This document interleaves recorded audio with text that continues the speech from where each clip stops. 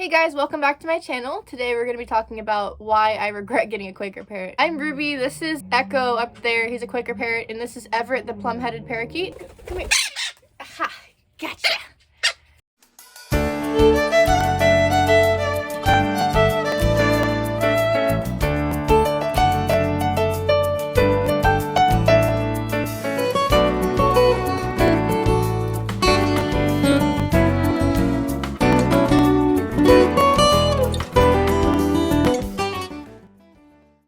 I grabbed you right out of the air, dude.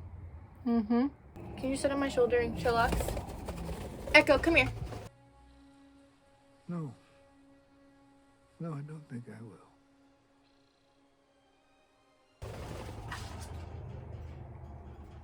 Okay, so Echo clearly does not want to be a part of this, but I have Everett here with me because he is very friendly. He likes to hang out with me, and I figured since I'm making a video about birds, I should probably have a bird. If you see his tail feathers, come here, buddy. Oh, now he's gonna be like, never mind.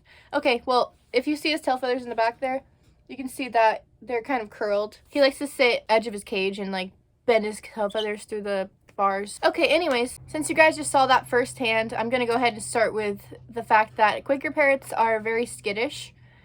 So Echo I actually raised from a baby, so he knows me and trusts me, so he has no reason to be acting skittish, but that's just how Quaker parrots are sometimes. They get into like these moods to where they're just kind of like, they want to do their own thing. So they're scared of everything. Like, they're scared of their own tail feathers, I swear. Anytime I try to sweep, he like screams at the vacuum. Anytime I try to sweep, he like screams at the vacuum.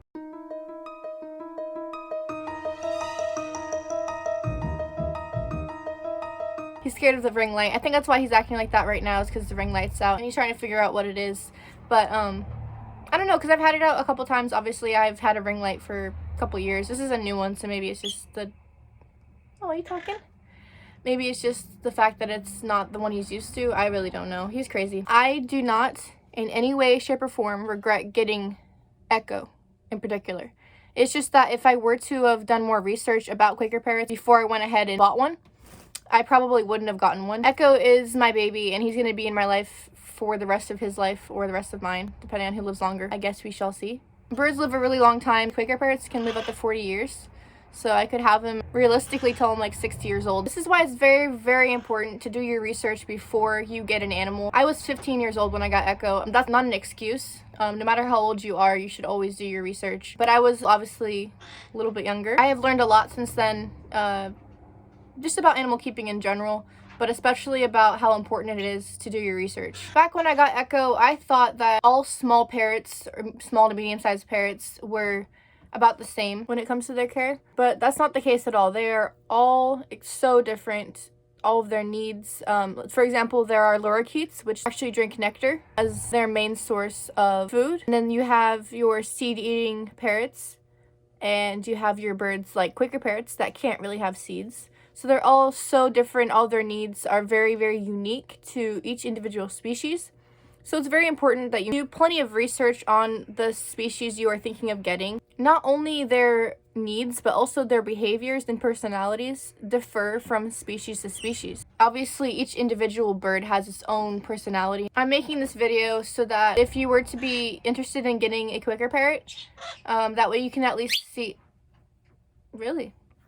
You can see the cons of owning them, because you know, if you look on YouTube, most of the videos out there are all the cute clips of, you know, birds singing and talking and playing, but that's not at all what it's like really owning a bird. So I'm here to show you guys the real and not always the cute clips all the time. In general, you can look up a species and kind of get a feel of what keeping that type of bird is going to be like for you. For example, when I got Echo, I did do a little bit of research before I got him. So through my research, I discovered that Quaker parrots, they are very much one-person birds. So they will pick their person and they will pretty much want to annihilate anybody else, which is exactly how Echo is. You know, I'm his person, and anybody else that comes in the way of me and him is an enemy. When I read that, I kind of told myself, I'm like, you know, if you socialize them plenty, then that shouldn't be a problem, right? I had this little car seat that's made for like baby dolls, and I brought him everywhere in that thing. Like, he did not leave my side for the first like month of his life. I also had like a sling meant for human babies, and I carried him around in that all the time, and because I had to hand feed him. Well, that was my excuse anyway. I really just love him, but you know, I was homeschooled growing up, so I had plenty of time on my hands when I got Echo.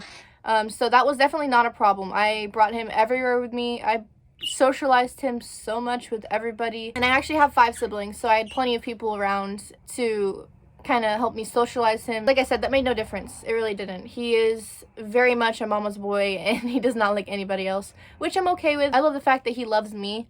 Obviously, it makes me happy that I have an animal that is like very bonded to me. But at the same time, I have younger siblings and nieces and nephews and cousins that want to, you know, play with my animals. Not a lot of people have, I guess, exotic animals. So it's really cool to be able to kind of expose the younger kids to that, and to, like, I guess, share my love of animals with the younger generations. Something I really strive for is having really friendly, outgoing animals so that I can educate people and let them have that experience. That's actually why I got Everett. I did lots and lots of research on plumheads, and they're supposed to be super outgoing, which he is. He's very, very outgoing. Everett will go to anybody, and I love that. I love that about him. Anyways, sorry, I'm getting sidetracked. Cage aggression is a huge thing with Quaker parrots. I have only heard of a handful of Quaker parrots that were not cage aggressive. It's very, very uncommon to find a Quaker that's not going to be cage aggressive at some point in their life. I am Echo's person, and still, every single day when I go to replace his water and give him food, he still goes for my hands, and he will bite hard. Now, don't get me wrong, all birds bite.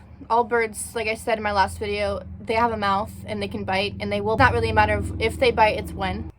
But for your bird to bite you every single time you stick your hand in their cage, it's just not ideal. It sucks, to be honest. The next thing is they are extremely noisy. Now, I'm not talking about like loud. They're not really screamers like a cockatoo or a macaw, but they're so noisy. They just chatter all day long. It's, for me personally, I don't mind it. But if you have like roommates or family members that don't like a lot of noise, like a normal human being, then that's something that you should definitely think about when you're considering getting a Quaker. The next thing is they are very prone to a couple different diseases. The first one is actually called Quaker mutilation disease, which is where they pluck their own feathers out and or like literally chew their own skin, as well as fatty liver disease, which is where they their liver gets fat. So yeah, these are pretty much all of the reasons why I will never recommend a Quaker parrot to somebody who is looking for a pet bird. If you are interested in getting a bird, you can go ahead and send me a DM on Instagram, and I'll gladly help you out and help you pick what bird is best for you. Thanks for watching, and I'll see you guys next Tuesday.